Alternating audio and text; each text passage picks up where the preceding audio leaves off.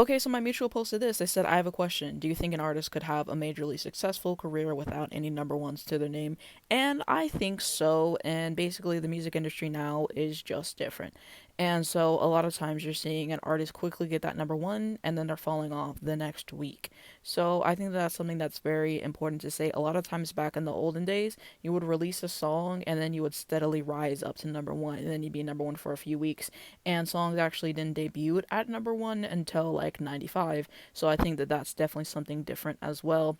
And then we also have to talk about the power of a great top 10 single as well. Like many artists have had plenty of those, even a top 40, and they're still popular, even if it's just to certain audiences and stuff like that. So we have to have that conversation. And some of these songs in the top 10s or even in the top 5 are more memorable than the number one hits. That's kind of the name of the game.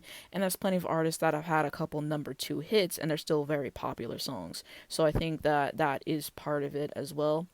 And so I think the important thing is just making good music and finding an audience who is going to support what you put out. Like there's plenty of country artists I can think of. They've never had a number one song and they're still very successful for what they do. They still have people who are going to buy their album and go to a show. So I think cultivating a great fan base early on, knowing the power of marketing and stuff like that, I think is super important. Now, Taylor Swift did eventually get a number one with We Are Never Ever Getting Back Together, and that was in 2012, though. She debuted 2006. So you think, oh, a love story and You Belong With Me didn't go number one. No, I believe one of them peaked at like number two. So, I mean, that's just kind of showing something because those are some of Taylor's most memorable songs, and they didn't even go number one, and she didn't get one until 2012.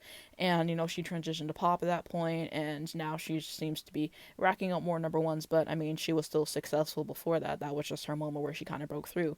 And like I said, I think you can be successful. I think getting that number one, I think it gives you a little bit more recognition. I think it is something special. I think you kind of do go into an upper echelon when you get that number one. But that's a little quick example. And I like this tweet. They said absolutely Ariana Grande didn't have a number one hit until Thank You Next, and she was arguably one of the biggest pop stars up until that point. And I definitely agree because, she had that hit with The Way. That was definitely a successful song for her. And then on the second album, My Everything, that was a huge album with stuff like Break Free, Problem with Iggy Azalea. On Dangerous Woman, she literally had the song Dangerous Woman. And so she was a main pop girl at this point. She was definitely one of the big names out there. She was still having success. Her albums are still going number one. She was the main talk of the town for the most part.